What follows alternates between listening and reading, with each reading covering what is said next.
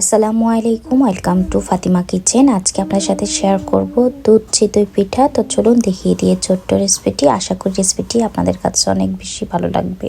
এদিকে আমি চালটা সুন্দর করে ব্লেন্ড করে নিয়েছি। তো আমার সবগুলো চাল ব্লেন্ড করা হয়ে গিয়েছে। এখানে আমি 1 টেবিল চামচ বেকিং পাউডার সেটা দিয়ে দিলাম। দিয়ে ভালো করে এটাকে মিক্স করে নিব।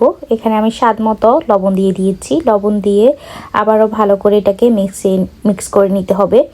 তো এই যে আমার মিক্স করা হয়ে গিয়েছে। এখন আমি এদিকে ক্যারামেল তৈরি করার জন্য এখানে হাফ কাপ চিনি নিয়েছি।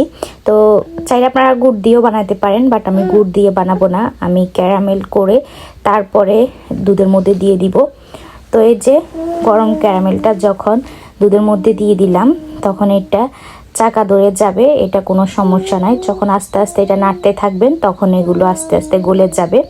তো এই যে আমার সবগুলো ক্যারামেল গলে গিয়েছে। দুধটা আমি সুন্দর করে চাল দিয়ে নিব। চাল দেওয়া নেওয়ার পরে তারপরে আমি চুলার আঁচটা অফ করে দিয়ে তারপরে নারিকেলটা দিয়ে দিব। দিয়ে পাতিলটা একপাশে রেখে দিয়েছি, আর এদিকে আমি পিঠাগুলো সুন্দর করে বানিয়ে নিব। তো এই যে এখানে আমি পিঠা বানিয়ে নিয়েছি, আর পিঠাটা এত সুন্দর হয়েছে মাশাল্লাহ, এতটা সুন্দর জাস্ট বলার বাইরে। অবশ্যই আপনার সামনে থেকে দেখতে পারতেছেন কতটা সুন্দর হয়েছে, ফুলকো ফুলকো।